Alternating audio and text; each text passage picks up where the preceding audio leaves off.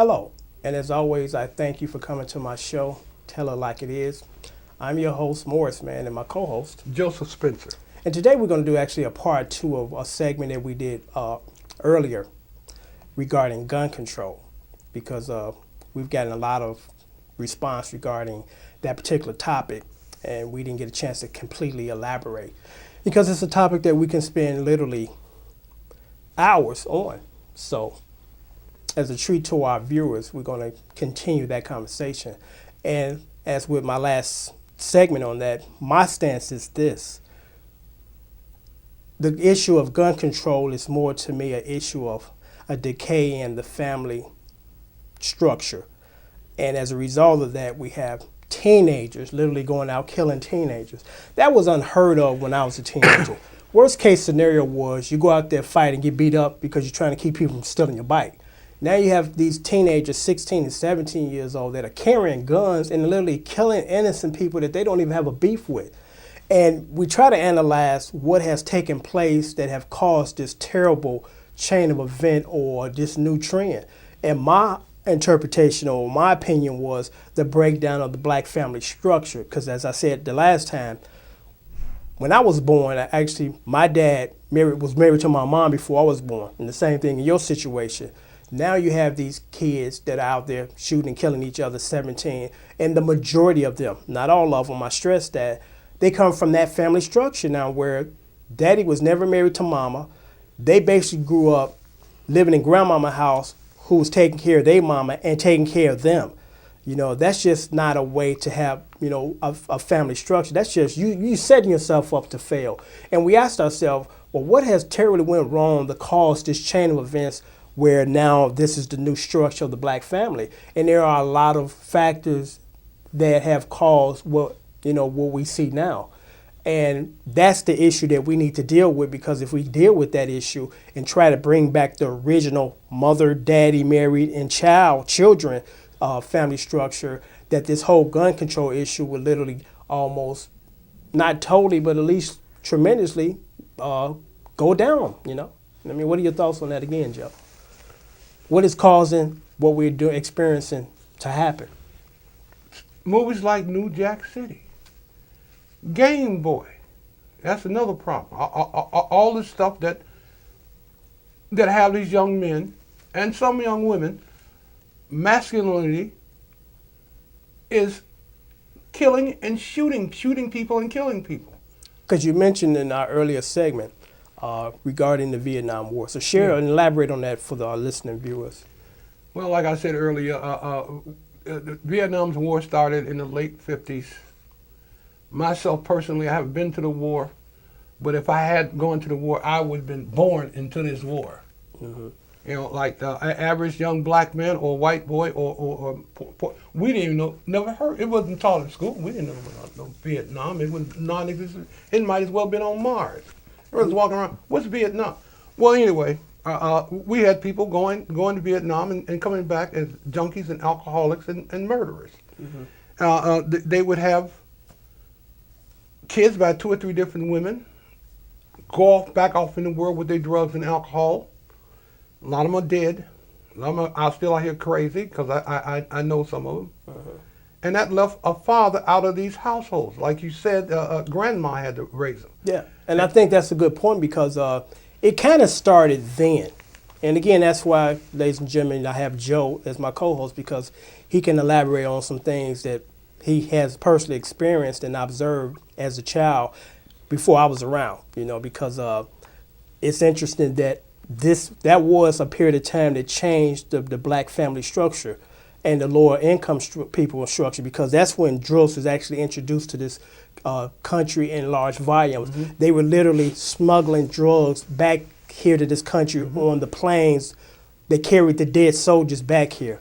And for you people that don't know this, we lost the Vietnam War. We got our ass kicked. Yeah, we lost the Vietnam, and it wasn't just like in the dead soldiers. I was living on the north side. I was going to Institute. A lot of guys started coming back, and they would literally come back with duffel bags of opiates. The favorite was for me at the time was those Thai sticks. They actually literally would be in the jungle one day, the next day they'd be at O'Hare Airport. Yeah. You know, with duffel bags Yeah. full of opiates, and some of them had duffel bags full of cocaine. Yeah, and that was the beginning, ladies and gentlemen, as we see the result of what happened then. Now, it's still taking place. Because if I had to take a guess, or should I say, an assumption, I started to notice the breakdown in the black family structure. I would probably say in the late '70s, early '80s, when crack cocaine was introduced to the streets of New York initially, and it spread it. I think that's around the time when our family structure, as we knew it, just kind of went south, or went south. Because prior to that, we were still trying to maintain a family structure of a man who married a woman who had children. During that time, it's like that kind of just fell off, and it became customary for these teenagers to be having sex in their parents' house while being taken care of by their parents, and now having children in their parents' house, which is really ridiculous, because you cheat your kids out of a balanced, normal, healthy family life structure when they grow up like that. Because here is something interesting. If we were to go back in time in the '60s and ask the little kid, draw your family structure, and I'm going to put this up here on the monitor. If you would ask the child from the '60s, say, draw your family structure, they would do this. They would draw a picture of mama, then them in the middle, the child, and then daddy. Now fast forward 20, 30 years later, 2013, you ask the black child, draw your family structure, and you get this. You get mama, you get the child again, and now you have grandmother in the picture that has taken the place of dad. And that shouldn't be. I mentioned that yesterday. I coined a new term, the surrogate father, and that's grandmother. She just stepped into the role of daddy and trying to take the role of daddy and do that. And what you're doing is doing an injustice to your child and your grandchild. Because, again, your child has a mother and a father, and those people need to step up and be responsible and fill in their position, as opposed to they're getting support from mama because now the dad is gone. He's out the picture. That's one reason why we're having the issues we having as far as these young guys going out there with guns and shooting each other. It's not an issue, again, of gun control. It's an issue of the breakdown of the family structure, and more so the black family structure. It's just sad that it's the way it is, but we are ignoring that and just dealing with the surface issue at hand, which is young kids going out there and shooting each other. But there's a reason why they're going out there and shooting each other, and that's what we should look more into, as opposed to just take the guns off the street and we're going to be okay. No, that's not going to work, and it's not going to be the solution. There's so many different, so many different reasons why this gun violence is going on. One reason is that the bigger the population you get, you're going to have more sociopaths. Yeah, and less jobs. We're cutting jobs in this country as opposed to increasing them, because when I was a teenager, there was X amount of teenagers during that period. Now these teenagers now, they literally doubled in size, which means you need more jobs, or somebody needs to stop having kids. One or the other, or a combination of both. When you're 16 years old, and your mother and father is 16 and 17 years older than you. Yeah, just 16 or 17 years older than you. It's a trip. Yeah, and they can't teach you nothing that they don't know. Right. And that's the problem. And I'm going to say these two things before they, get away from me. Observation. One day, this was about a year ago, I'm on my way out, and I see this young guy come out of this other building with his girlfriend. And I stopped there in my car, and I waited. I said, let me see if he's going to do one or two things. Is he going to be the gentleman that he should be and was hopefully taught to be, to open the car door for his person and then get in the car himself after he secured her? Or is he going to get in the driver's seat, slide over and pop the lock and let her come in? And unfortunately, he did number two. Now, when I tell people that story, they obviously get the first part, that he was not taught to be a gentleman. But let me just finish. Here's the second part that nobody caught.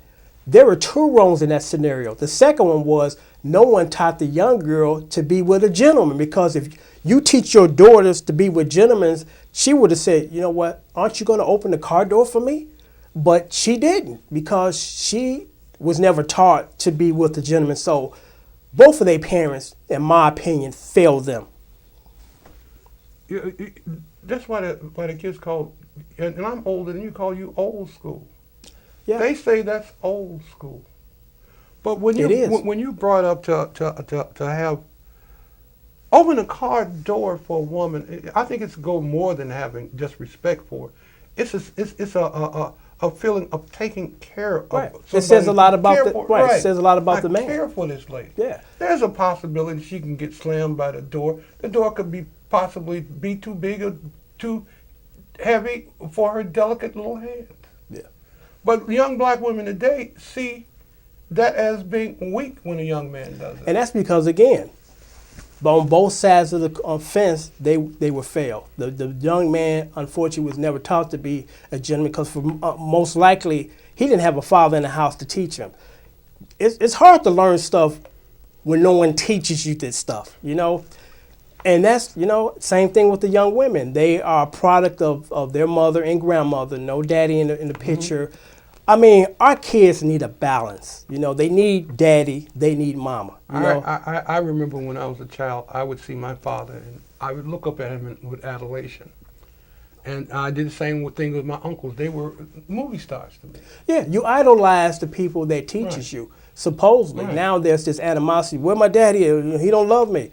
And that could be partially the answer to that question. But again, and let me touch on this. There's a documentary that every black person should see. Actually, everybody should see. It's not just about black and white or just about black here. It's about just the right things. And it's about a project that was erected in the early 50s in St. Louis called the Pure Ergo. It was actually one of the first projects that were erected in this country because prior to the projects, blacks migrated from the South here trying to find jobs because the crop jobs were going, along to the wayside, and they couldn't make a living, so they migrated up to the All the factories. Midwest. Yeah, so they were forced to literally initially to live in what was called slum conditions in these buildings. They became an eyesore to the city. The businesses were moving out, and the city decided to erect these projects to replace the slums, and they were initially called the poor man's penthouse, and they literally were. They were beautiful when they first built them, but here's something interesting that I didn't know that blew me away. The women that applied to move in with their kids and their husband, they were accepted with this stipulation that the husband, and I stress the husband, not a guy just sleeping with this woman or hanging out, the husband could not live there. So the government was literally systematically trying to divide the black families Jim back Crow. then. Because Jim Crow. that's outrageous that That's you're going to Jim split up Crow. a family. But this is the United States have always been about Jim Crow. I don't care if you were in the South or the North. Yeah, that in a subtle way. mentality of that because they still think we came out of the bush. Yeah, and the rationale for this was this nonsense. Well, it's a security issue. We don't want the men in the building. Yes, you do want the men in the building to protect the women. If you force these men who were married to these women out, then you had these outside guys coming in, sniffing around because there's no man to kind of keep them in line, to keep them away. You said this. There was a story when I first got back in the States. I was hopping between Canada and New York and Chicago, back and forth in that circle, back in the late 70s and the early 80s. And there was a story when I came back that there were gangbangers. When they found a woman living in the projects by herself, they would go and take her. Yeah.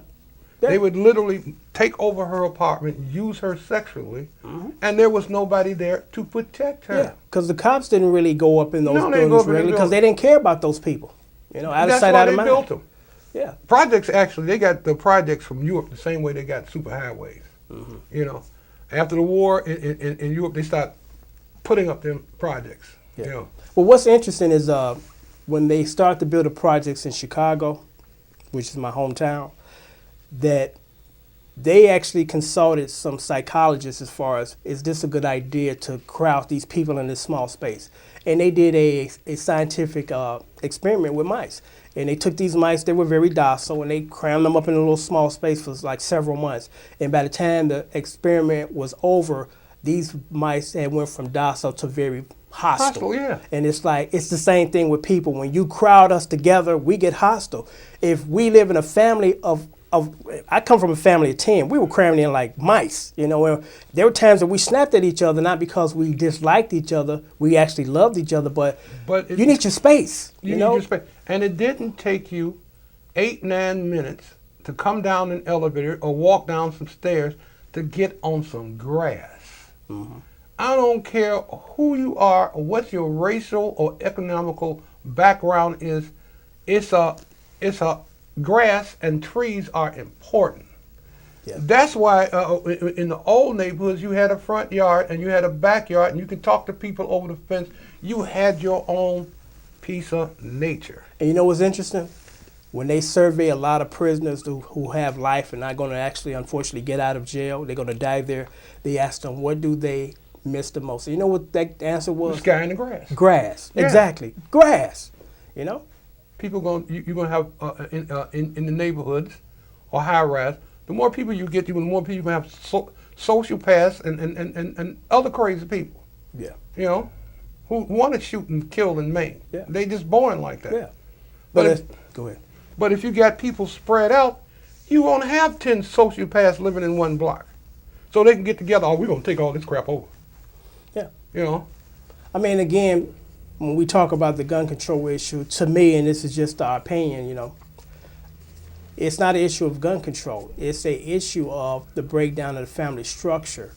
And until that get fixed, you can take all the guns off the street. They still going to stab you, beat you. Even in prison, You know? they ain't got no guns, but they got shanks. Exactly. And again, like I said in the other segment, it just kind of angers me that we don't see the light to say, let's just deal with the issue that we need to deal with. And that other issue goes away. And here's another issue, and it's kind of, you know, on the same track as far as violence and crime. If you give most people that commit crimes jobs, decent paying jobs, they won't do that. Crime is the last resort, ladies and gentlemen. It's not the first option. No one gets up in the morning and say, hey, I'm going to go knock over the liquor store down the street because I need some extra money. That just doesn't happen. I truly believe there are people who are born like that. I like this jacket, so I got the right to take it. I'm bigger than you. Yeah, well, those I are... truly believe that. Yeah. I think I've seen it. Yeah, and that's a small percentage of knuckleheads. I mean, yeah, that's knuckleheads, but we talking about just average people that are forced on to hard times, Yeah. and as a result of that, they go out and do stupid things. You know, But the jails are full of guys and women that have just done some stupid things. What make a man or a woman go live in a cardboard box instead of going sticking somebody else up? Conviction, the way that they were raised. They're just not wired to be criminals. Most of us are not wired to be criminals, and some of us are. Yeah. You know, but everybody's different. That's a good point. Everybody's different. You can put a group of people in the same scenario, and you're going to have different results each time because of the way you were raised, the way you interpret life, the way you respect your fellow human beings. And there are a handful of people that have no respect or regard for human life whatsoever. Mm-hmm. Regardless of what you do for them, that's just who they are. But those people are very small in percentage as far as the problems that we are experiencing on a daily basis all throughout the country. And again, I believe that it's the issue of the breakdown in the family structure because the majority of those young guys that are out there shooting, driving through and shooting at people, they don't have a father at home, never had one. You know, they don't know who their daddy is. He's in jail or dead. You know, mama was just sleeping with this guy when she was 15 years old and had a baby by him. But some of them do have fathers at home, and their fathers, this is the way they brought up. Don't take no shit. Yeah, but that's a small percentage of people that have that balance and still go out and do stupid things. But yeah, it's not to say that because you marry somebody and have a children that you are totally exempt from that child going wild. Absolutely not. But the percentage of that is so small that it's even not hardly noticeable on the scale. Excuse me. But the percentage of the young men out there that don't have a daddy and never had a married father, daddy in the house, those are the people, unfortunately, that are causing the mayhem in our streets today. And that's what we need to address and deal with. But instead, we're just going to try to take guns off the street and think we're done. No, we're not done. You know, we're not done until we analyze the family structure and see what we can do to fix that. We just spinning our wheels because I've had conversations with people from time to time regarding this topic, and I've heard this, and it's unfortunate. Well, you can't do nothing about that. You know, you can't change the way people think. No one's trying to change the way people think. We're trying to just get them to see what they're doing is not necessarily beneficial to them in the long run. Now, I look at it this way. You know, we got technology just wonderful. Cell phones, I would have never thought when I was maybe in my teens that there would be a device that I can use to stay in contact with people with and didn't have a wire. Anywhere in the world, I can be reached on this thing like a James Bond flick. So if we can do this kind of stuff, we can talk to people or young folks and try to educate them to say, hey, this is the path that we want you to take that will work. This path here is a dead end. You know, I think that we can do that. I have faith that we can do that, as opposed to we can't change nothing. You know, we can't make people do what they don't want to do. It ain't a matter of making people do what we want them to do. It's letting them see that what they're doing is not beneficial to them and their children. Because I do believe that most of us love our kids, and we would do anything that we have to do to make sure that they're safe. That's all I'm saying, and that's my plea. And on that note, I'm going to turn it over to Joe, and we're going to wrap it up. What are your thoughts, your closing remarks? My closing thought is hey, do the best you can. Help people when you can. Tell the truth. Try to tell the truth all the time. Don't be a taker, be a giver. It's a hard way to go, but in the long run, it's going to pay off. It may not pay off for you, but it might pay off for your grandkids or your great-grandkids. Yeah. We all have a responsibility for the future. And as I was saying, children are the future. Stop killing our kids. Okay, well, and on that note, as always, I thank you for coming to my channel. Tell it like it is. Keep thinking.